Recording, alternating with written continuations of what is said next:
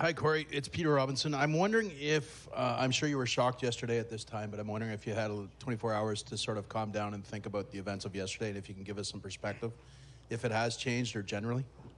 Yeah, it was definitely shocking news to caught off guard a little bit, but to be honest, I haven't digested much of it. This being such a big week at the RBC Canadian Open, my focus is really on that. But what I'll say is I do have a lot of faith in the leadership of the PGA Tour. I know there's a lot of smart people working for us that will make the right decisions, and right away, some players may not necessarily agree with the decision, but I certainly have faith that it's going to be a positive direction for the PGA Tour, and I have a lot of faith in our leadership. You've kind of answered this, but I'll just maybe get a bit more detail. The reality is you hadn't really had much with the cancellations and all that experience playing the Canadian Open as an established pro, right? And then last year, particularly on Sunday, you went low. Can you speak to a little bit? Are you more familiar with all the attention? And does this course have any similarities to last year where you clearly played well at St. George's? Yeah, first of all, I think this course has some similarities to St. George's. There's some, undulating fairways and some elevated greens and the thick rough. My record here at the RBC Canadian Open is not particularly great.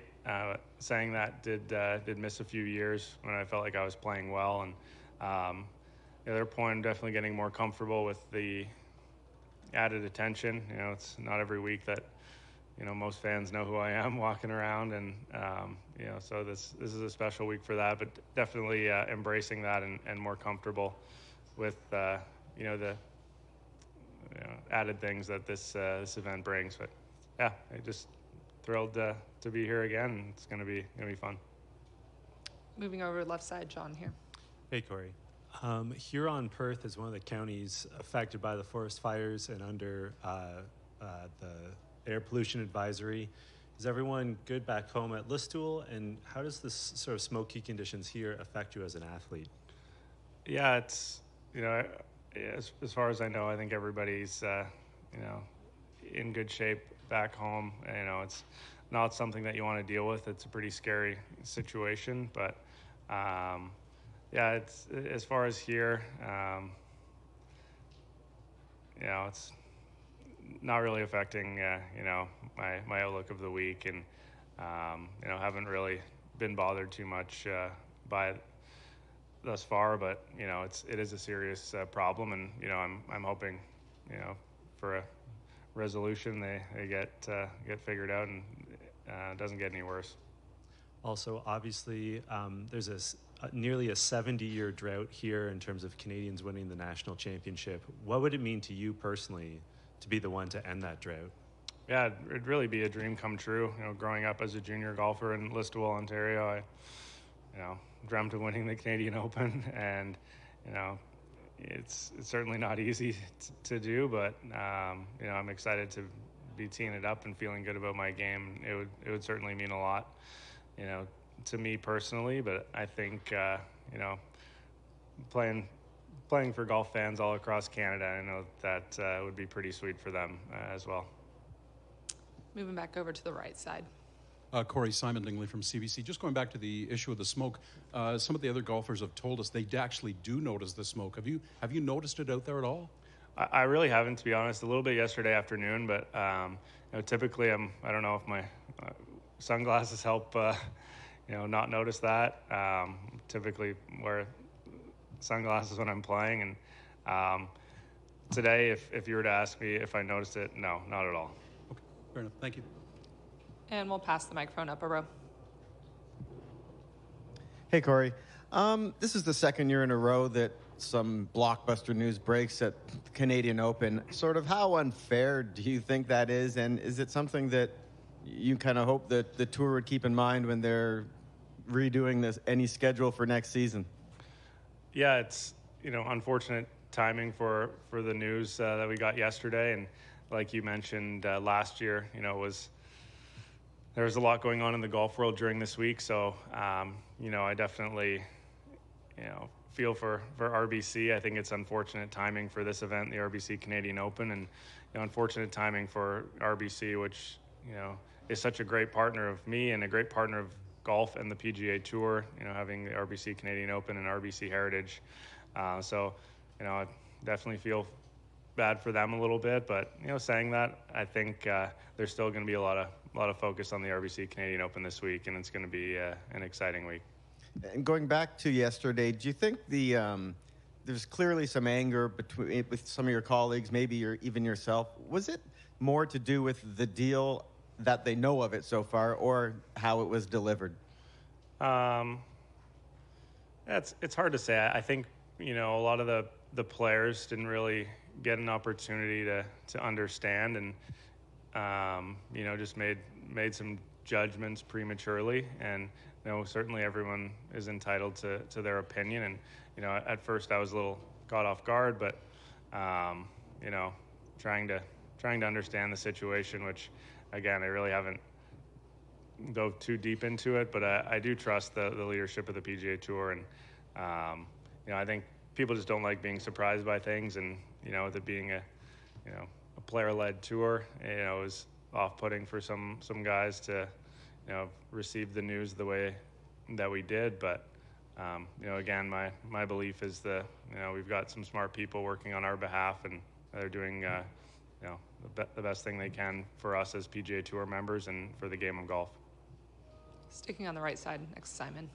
Hey Corey, when you think back to your 2019 win at Valero and then that sort of full circle moment in April just a couple months ago, how would you describe your evolution as a person and as a golfer in those 4 years? Yeah, it's definitely a lot in between those two wins, but I felt like as a golfer, my game continued to get refined and became more consistent. As a person, I was now a father of a 1.5-year-old daughter, and having her there, seeing me win, although she won't remember it, I'll remember her running out to the green, for the rest of my life. And that was certainly, that aspect of it was really special. But yeah, for the time between, I had a lot of good finishes and, gave myself a number of chances. It's certainly not easy to win, but, I feel like, there's been a lot of positive developments as a person and a golfer between those two wins. And then you're often described as sort of level-headed and like unflappable kind of demeanor. Would you agree with that? And if so, how do you maintain that? Yeah, I feel like, my personality is pretty boring, and try and be pretty boring out on the golf course. Never really get too high and never really get too low. Just, keep putting one foot in front of the other. And, I feel like that's the way I've always been, in everything that I do. And it works out in golf for the most part. I'd certainly say there's situations out there where I'm uncomfortable, but, I try and, remember, good things that have happened or times I've gotten myself out of those situations and draw from that. But yeah, never too high, never too low. We're going over to left, then we'll go to Lucas next. Yeah, going back to the PGA Championship a few weeks ago, certainly had a Canadian Open feel Sunday on the first tee for you there, and the day didn't go as you would have wanted. I'm just wondering what you may have learned out of that whole experience on Sunday that you can take forward to maybe make you better the next time you're in that position. Yeah, it was obviously a great spot to be in at the PGA Championship, and there was a lot of Canadian fans supporting me, which was really special. I just kind of got out of my rhythm a little bit early on in the round, and there was a few decisions that made I would have liked over, and they kind of festered through the round. I wasn't really able to reset and get refocused, and just the rhythm was a little bit off. So if I could do it over again, there was a couple moments out there where I would have took a few more deep breaths and sort of reset my mind and focused on the game plan and just settled down a little bit more. We have Lucas here on the right. Hey, Corey, just building off of that, how does competing in a major championship compare to competing in your national open here in Canada? Honestly, for me, it's very similar. It's an event that's circled on the calendar from the beginning of the year, where I want to be playing my best and, be feeling my best this week. And yeah, it's similar to the major championships where you know where they are on the calendar, and you try and build your schedule to make sure that you're, playing but not playing too much leading up to them. And it's a big deal, this event, and it always will be. And yeah, to say the RBC Canadian Open's like the fifth major for us Canadians, and it's a very special event. Time for just a few more here in the very front. Hey, Corey, you might have noticed there are a lot of class field trips here today, a lot of students. For someone laying eyes on golf for the first time today and just thinking, I want to do that, what advice would you have for a pathway for that student who's just saw it today and wants to do that? Yeah, I mean, I would say to them, anything's possible if you work at it. I was in their position, on a trip took a bus to the RBC Canadian Open with a bunch of junior golfers from Listowel, Ontario, and I'm sure I was out there thinking, wow, I'd love to do that one day. And if you put your mind to it and have fun along the way, it's possible. And I'd say, go for it. And we'll take final two. Hey, Corey, we just asked Mac about this, and he talked about how important it would be for him, the idea of a President's Cup team. It's a little more than a year away here in Canada. Mike Weir, a captain. You talk about this like a fifth major. What would it be for you to be a part of one of those teams and just do it in Canada? Yeah, it would be really, really special. I grew up idolizing Mike, and watching him win the Masters in 2003 was incredible. And he's been a great mentor to me over the last few years, and I know he's going to be a great captain for the international team in the President's Cup, and it would be a huge honor for me to be a part of that team. And it's definitely a big goal of mine, looking at over the next year to try and put myself in a good position to qualify for that team.